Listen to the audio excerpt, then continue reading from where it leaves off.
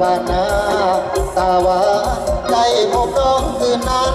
สุขสำราญพบในงานผ้าป่าสามัคคีโอ้สาวแหล่บ้านนาเจ้าสวยเด่นดังพระจันทร์วันเพ็ญกลองเปล่งสีไอ้หมอฝากพักน้องฝากไมตรีโปรดสงสารปลาดีและเห็นใจไอ้หนีจากบ้านนามาหาน้องทั้งประคองความหาให้สดใสยันแต่น้องคนดีก็เห็นใจหรือตีว่ายากจนคุณบ่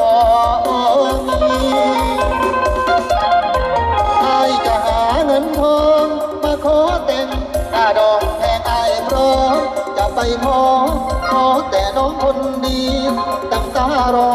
น้องจงรอวันนั้นวันวิวา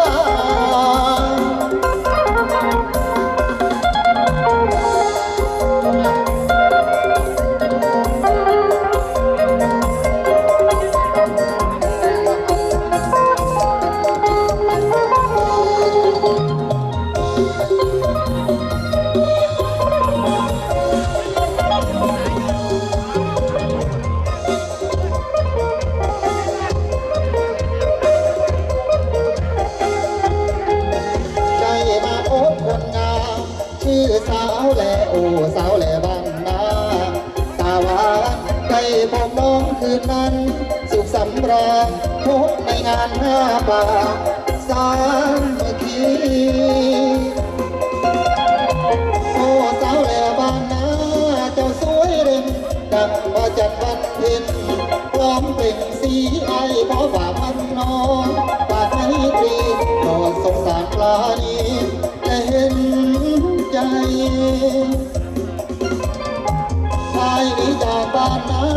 มาหาน้องดังปากของความหาให้สดใสยันแต่น้องคนดีก็เห็นใจหรือตีว่ายากจนคนบ่มีไอ้จะหาเงินทองมาขอแต่งกระดองแพงไอ้เพราะจะไปขอแต่น้องคนดีตั้งตารอน้องจงรอวันนั้นวันวิวาตาเด้อสาวแหล่เอ้ยตัดไว้หาไอ้เด้อ